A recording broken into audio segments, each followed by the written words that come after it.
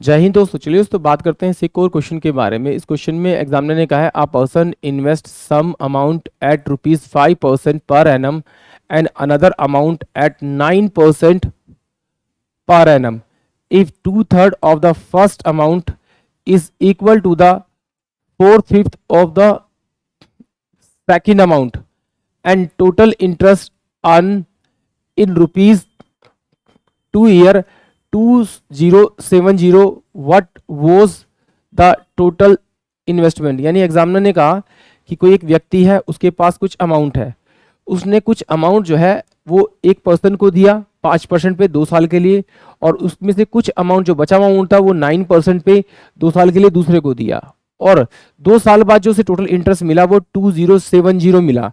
और एग्जामिनर पूछ रहा है कि उसका टोटल अमाउंट क्या है, उसने क्या इन्वेस्टमेंट किया है। बट यहाँ पर उसने साथ में ये भी दे रखा है कि 2 पर्सन है, पहले वाले को जो अमाउंट दिया है वो 2/3 दिया है, दूसरे का कितना है 4/5। ये दोनों का अमाउंट बराबर है।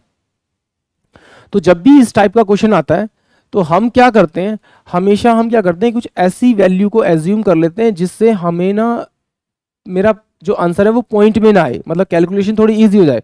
नहीं तो हम इसे एक्स से भी कर सकते हैं, बट आइए चलिए ट्राई करते हैं, एक बार देखते हैं देखते हैं। मैंने माना कि भाई ये मेरे पास में पर्सन एक पी था और दूसरा पर्सन मेरे पास में क्यू था। उसने कहा है इसका 2/3 अमाउंट बराबर में इसका 4/5 के अमाउंट के बराबर है। तो इससे मैं इसको काटूंगा तो ये मेरे पास 2 जाएगा, यानी कि पी और बाय क्यू का अगर मैं रेशियो निकालूंगा तो 6/5 आएगा। यानी कि पी को अगर उसने 6 रुपीज दिए होंगे तो क्यू को उसने 5 रुपीज दिए। अगर मैं इसको लेके चलूंगा आंसर तो आएगा, बट कहीं ना कहीं पॉइंट में कैलकुलेशन में थोड़ी सी प्रॉब्लम होगी। तो मैं क्या करता हूँ, इन दोनों का सम कर लेता हूँ ये सम कितना है मेरा कितना है 11। तो मैं इसको 11 को क्या करता हूँ 100 से मल्टीप्लाई कर लेता हूँ। तो मेरे पास जो एज्यूमिंग आ जाएगा वो कितना आ जाएगा 1100 रुपये आ जाएगा। मतलब कि उसने जो टोटल अमाउंट था, ये एज्यूमिंग है कि वो 1100 रुपये का अमाउंट था। तो अगर 11 से मल्टीप्लाई किया तो इसे मैं 100 से मल्टीप्लाई करूंगा, इसे भी 100 से मल्टीप्लाई करूंगा।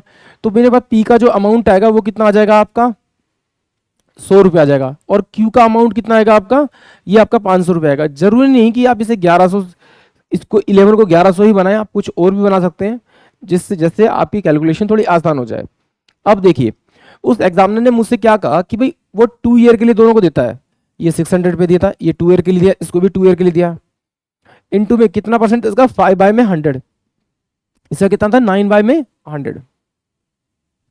इसको मैंने इसे सोल्व किया, इसको मैंने इसे सोल्व किया, तो ये मेरे पास कितना 6 दूनी 12, 6 दूनी 12, 12 पंजे 60, यानी 60 रुपये तो पी ने इंटरेस्ट दिया होगा कुल, और 9 दूनी 18 90, यानी 90 रुपीज़ किसने दिया होगा, क्यू ने दिया होगा। तो टोटल इंटरेस्ट कितना दिया उसने 150 रुपीज़ दिया।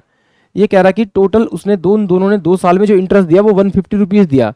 बट यहाँ पर देखने पे जो इंटरेस्ट आता है वो इंटरेस्ट कितना था मेरे पास में आपका 2070। तो इस जीरो से तो मैं पहले इस जीरो को कट कर लेता हूं, फिर 3 पंजे 15 और 3 6 18, 2 3 नीम 27, यानी कि इस नंबर को 69/5 से मल्टीप्लाई करूंगा तो मेरे पास ना ये एज इट इज नंबर मिल जाएगा। और जिससे मैं इसे मल्टीप्लाई करता हूँ वो जो आपने एज्यूमिंग वैल्यू बनी हुई है टोटल अमाउंट की, उससे मल्टीप्लाई कर दी। एज्यूमिंग वैल्यू कितनी थी मेरी 1100, इसको मल्टीप्लाई करेंगे 69/5 से मल्टीप्लाई करेंगे तो आपको टोटल अमाउंट मिल जाएगा।